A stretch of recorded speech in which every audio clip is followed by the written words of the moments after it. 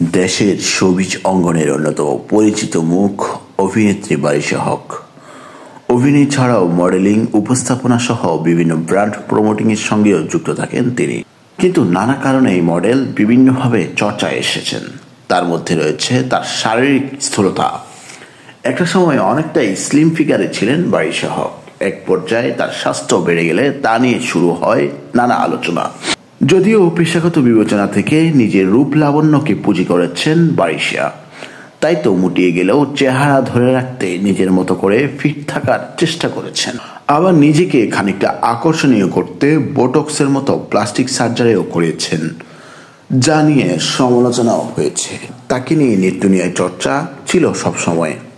সামাজিক যোগাযোগ মাধ্যমে বারিশা হককে চোখে পড়লেই নানা মন্তব্য ছুড়ে থাকেন নেটিজেনরা। তারা থেমে থাকেন না বারিশা হকের স্থূলতা নিয়ে। বরাবরের মতোই মডেলকে নিয়ে একই আলোচনায় আটকে থাকেন তারা। বিষয়টি নিয়ে এতদিন বেশ উদ্বেগের মাঝে ছিলেন বারিশা হক। শুধু তাই নয়, অভিনেত্রী মনে বাড়তে থাকে নানান আক্ষেপেও। তা অবশ্য অনুমান করা গেল অভিনেত্রীর সাম্প্রতিক ফেসবুক পোস্ট থেকে। বারিশা হক সেই পোস্টের মাধ্যমে বোঝাতে চাইলেন, বাইরের দেশের তারকারা মুটিয়ে গেলেও প্রশংসায় ভাসে, আর আমরা বাঙালি বলে খালি গালি খাই। সেই পোস্টে বলিউড অভিনেত্রী তামান্না ভাটিয়ার কিছু ছবি ভাগ করে নেন বারিশা।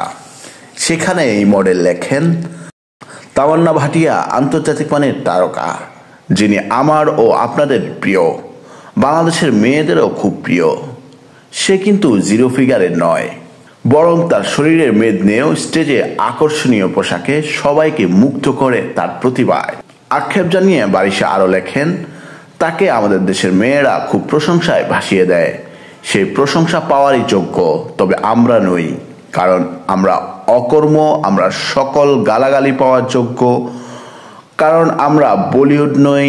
আমরা শ্যাম বাঙালি, ভালোবাসি সবাইকে।